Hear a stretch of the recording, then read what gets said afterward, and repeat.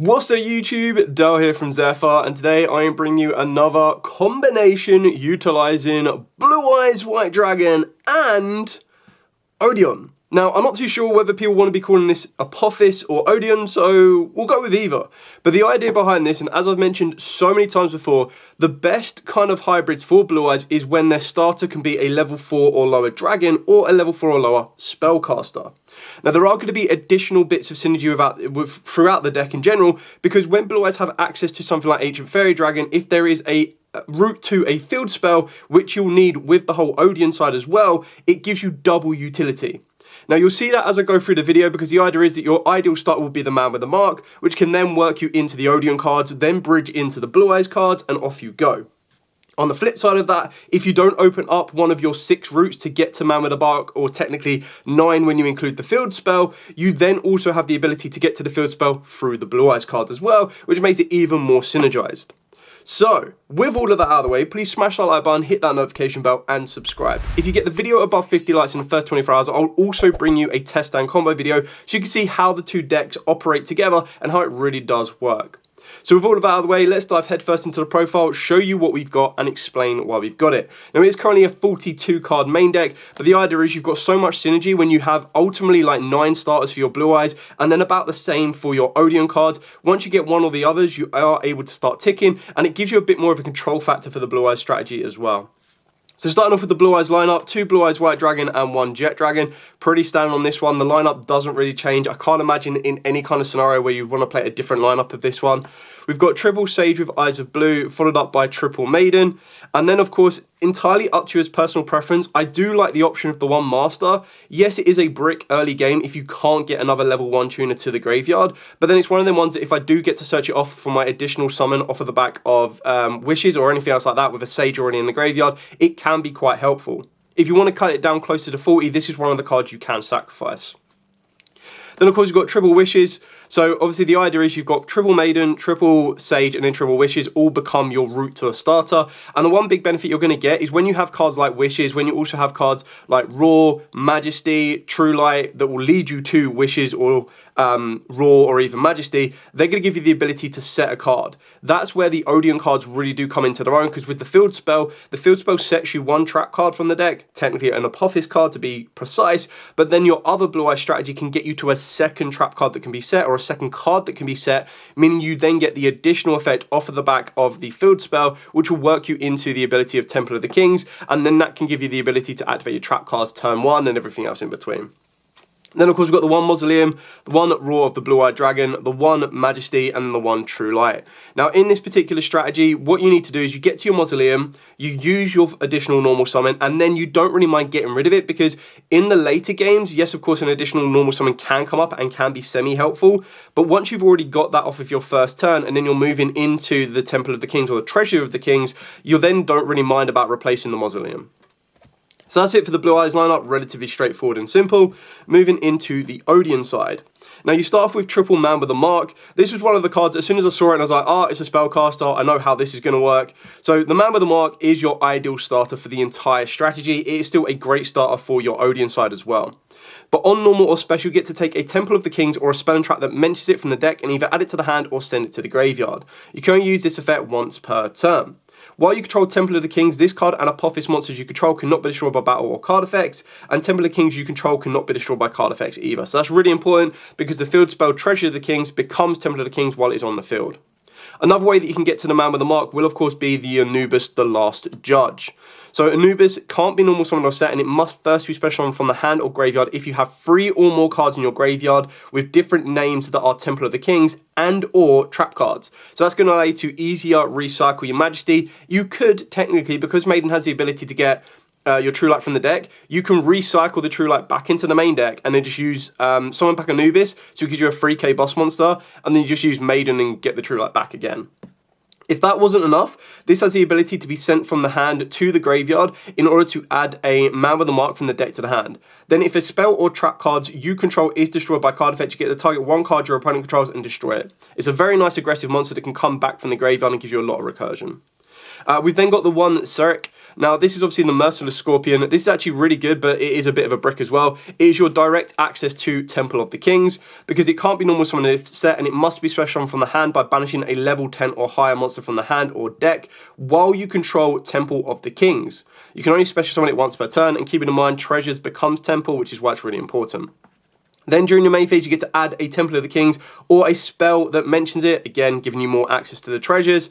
And then at the start of the damage step, if this card battles an opponent's monster, you get to destroy that opponent's monster. And if you do, this card gains attack equal to half the destroyed monster's original attack as well, so it just becomes a stronger monster. Getting access to Temple of the King, so this one allows the controller of this card to activate one trap card. Now this is the old text, I think this is like the original text, so SDMA, which I believe is one of the original structure decks, but the text has been updated because this one actually says the controller of this card can activate trap cards. The updated text is the controller of this card can only activate one trap card the turn it is set. So very, very important on that one, so if you do face someone with an old text of Temple of the Kings, always check that it's a modernized version. You are only ever allowed to activate one trap card with the effect of Temple of the Kings. Keep that in mind.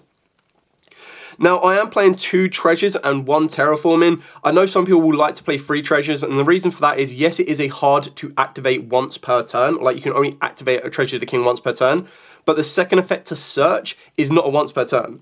So what that means is, if you already have a Treasure of the Kings face up on the field, you get to use the effect to then search out a monster that lists Treasures of the Kings. Then, if you are to activate a second Treasure of the Kings, because remember the first one was already there from the previous turn, you can then activate the effect again to search out another monster. So it's constantly keep searching, which is why you want to play multiple. But when I was trying to get this deck down to as close to 40 as possible, this was one of the cards I felt semi-comfortable cutting, just because my Blue Eyes can bridge into it for me. I've then, of course, got the Man of the Mark that's going to work its way into it for me. And the idea is that if I normal summon down Man of the Mark and it gets negated by either an Ash or an Imperm, as soon as I then turn it into the Blue Eyes Link 1, my opponent's going to go, what the hell is this? My Blue Eyes Link 1 will then have a bit more of a better chance to resolve, and once that resolves and gets me into the Mausoleum, I activate the Mausoleum, additional normal summon of something like a Sage, works my way into the Maiden, Maiden gets you True Light, you get Blue Eyes, you go into Spirit, Spirit goes into Ancient Fairy Dragon, destroys the Mausoleum, searches out your Treasure of the Kings, and then you get to still activate the Treasure of the Kings. So there's still so many different loops that can come back to each other. That's why the consistency works out nicely. And then for the trap cards, or the Apophis cards, you do play 2 of the Swamp Deity. This card's actually insanely good now, even more so. So during the main phase, you get to special on this card as a normal monster, as a Reptile Earth level 6, attack 2000, defense 2000. This card is also still a trap card. Then you can negate the effects of face-up cards your opponent controls up to a number of other continuous traps you control until the end of the turn. Now, it's very important that this is not a hard once per turn, and the reason it is so good is that off of the brand new Apophis the Serpent, this one lets you set the Swamp Deity directly from the deck. This one summons as a level 4, so very important, this is a level 6, level 4, so you've got to be very careful if people are trying to overlay these to make rank 4s. But the idea is that this one then lets you set an Apophis trap from the deck, except itself, and it can be activated this turn.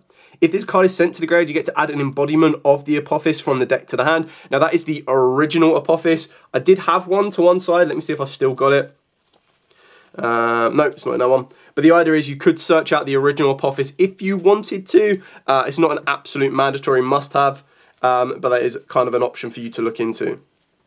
And then the final trap card we play is the most insane Statue of Anguish. This is crazy. So you special summon this as an effect monster with 2500 defense. It is also still a trap card. And if summoned this way, this card cannot be targeted by an opponent's card effect while you control another trap card that is a monster. If a card is special summoned from your spell and trap zone to a monster zone while this card is in the monster zone, you target a card on the field and destroy it. And that is not a hard once per turn. So the idea is that during the draw phase, you're going to be setting this off of the Silo Hat Rabbit.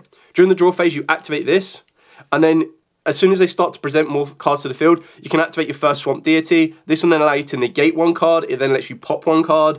And then if you activate the Apophis, the Serpent, this will then allow you to pop one more card. And then this will allow you to set the second deity from the deck. And then you would activate the second deity, summon it, pop one more card again because of the pattern, and then it can negate up to 3 cards because you would have pattern, a second deity, and the original Serpent on the field as well, which is just absolutely insane. And that kind of comes off of the back of Treasure of the Kings plus 1 set card, or Man with the Mark plus 1 set card, and that's before you even take into account working your way into something along the lines of the Blue Eyes engine as well. So that's it for the Apophis / Odion cards. For the hand traps, I've gone with 2 Ash Blossom, and this will make sense in a second. To Nibiru, the benefit of Nibiru is the fact that it's a level 10 monster that can also be banished from the deck. So it means you keep all of your Anubises in the deck because they're cards that you'd much rather top deck than a Nibiru. Triple Infinite Impermanence. And the reason I've gone with 2 Ashes is I am playing triple Dominus Purge. The reason for that is Dominus Purge is obviously a trap card that you can set, which then gives you a bit more consistency because obviously you don't really want to be setting an Ash Blossom. That's not going to help you out. So you want to be able to set more spells and traps that can then be utilized. It's obviously a really cool hand trap. You do need to be very, very careful though, because if you activate this from your hand, you need to make sure you activate it after an Ash Blossom. If you activate it before an Ash Blossom and then think the Ash Blossom is going to be more helpful for you later, remember, if you activate this from the hand, you can't activate Darks, Waters, and Fires for the rest of the turn.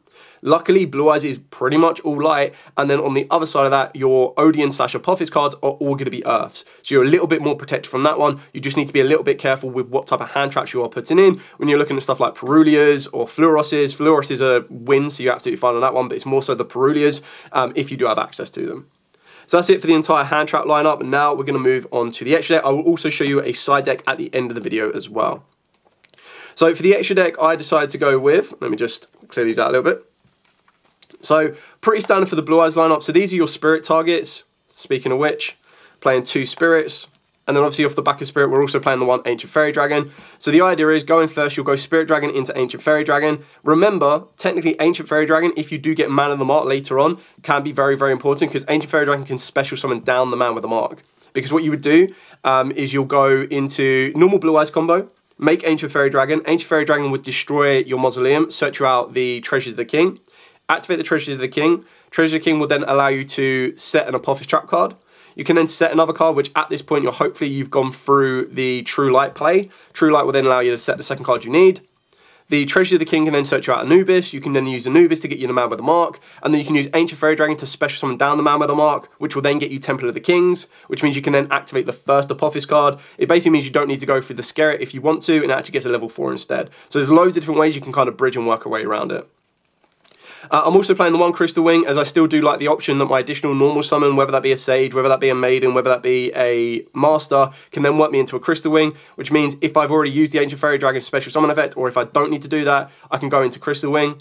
And if you're trying to slow the game down through just general because you're playing a control style deck, you do have an option to gain you a bit of life points. So it does give you a bit of a wink on. If you go into game 3 and there's like 2 minutes left, you do your normal combo, you make Ancient Fairy Dragon, you gain your 1,000 life points, and then you continue to move on past your opponent, and then it already gives them an uphill battle to deal with all of your spells and traps that are going to interact with them, as well as then needed to overcome the 1,000 life point difference. So they don't take forever kind of trying to navigate everything. They have a bit more pressure in order to kind of push through, otherwise you will already be up on life points.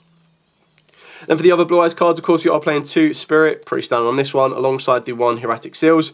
Now, the Hieratic Seal is going to be a little bit less effective, so this is where you're going to have a bit more flexibility because we're not playing Bestials. If you did want to play Bestials, by all means you can do, but you do have options if you want to for a Typhon, which can be very good in the Ryziel matchup, and then, of course, a SP Little Knight as well.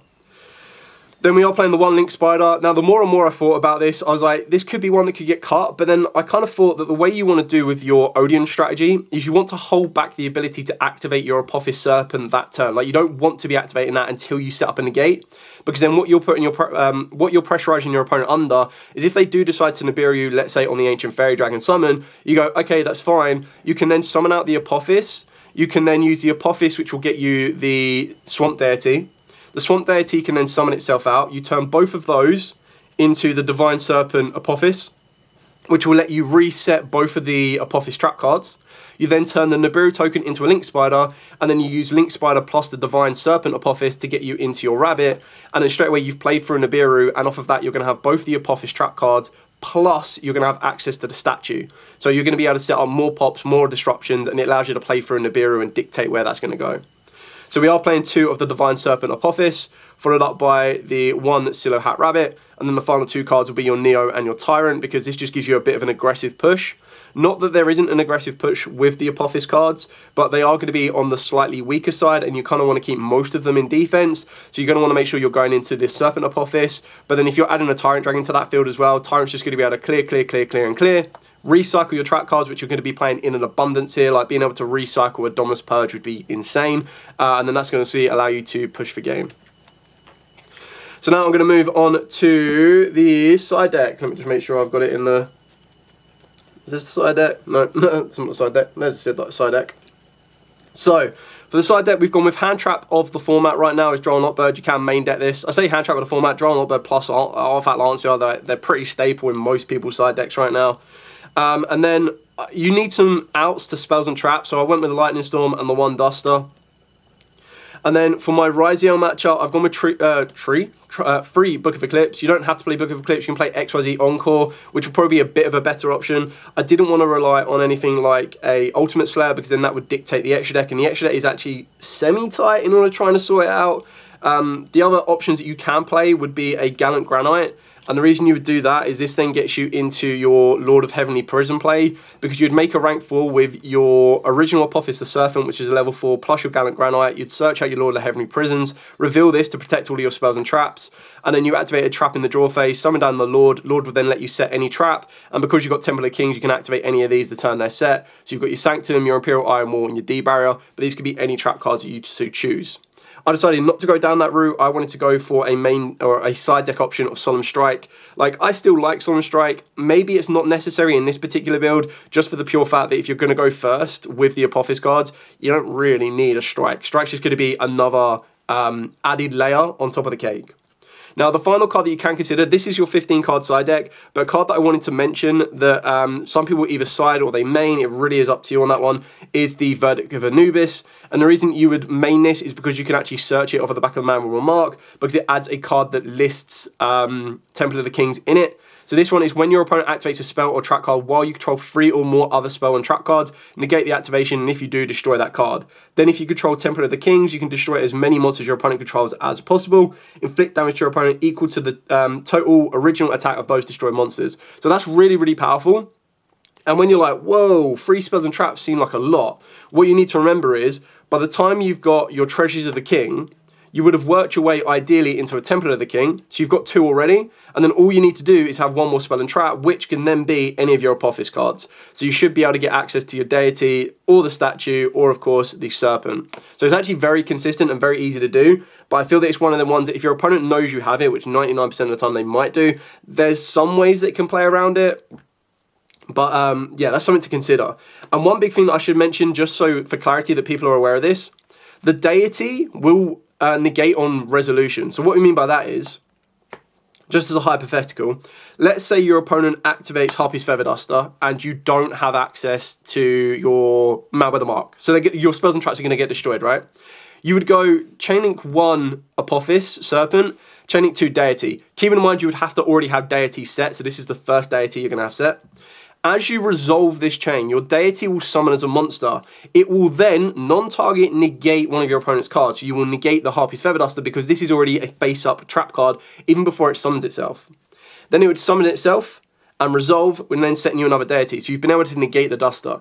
And of course a Lightning Storm. So if you're facing this deck, that's something you need to be aware of, that if you already know, which 99% of the time you'll know that, they have the Serpent and they have the deity, or they have the deity plus another continuous trap card, they will be able to negate that Duster or Lightning Storm or whatever. So very important, and it negates it doesn't negate the activation. So it's very important that you wouldn't then be able to activate a second Lightning Storm if you did open it. But that is pretty much it for the profile. It's a really kind of cool hybrid. I like the Odion cards. I was able to pick them up a little bit early before all the hypes come around, so maybe the prices have started to rocket a little bit more than usual. So yes, try and get them at the cheap if you can. But then if you were one of the lucky few that did pick this up early and you're like, I still like the Blue Eye strategy and want to add it together, well, these two actually work a really good treat together, and it's something fun and different as well. It gives you a very nice competitive edge because what you're doing is you're merging two like competitive decks. Like Blue Eyes is up there, so is Man with a Mark. Like they're both finishing within the top cuts of most regionals and most events right now, and you're kind of putting them together. Now I'm not saying they're better than their pure versions, because obviously with the Man with a Mark or the Odion cards you'd be taking out and going for more of a control stun version, or you'd be going for a Fiendsmith version or a Cash Tier version, and then with the Blue Eyes you'd be swapping out the Odion half for your Primates and everything else.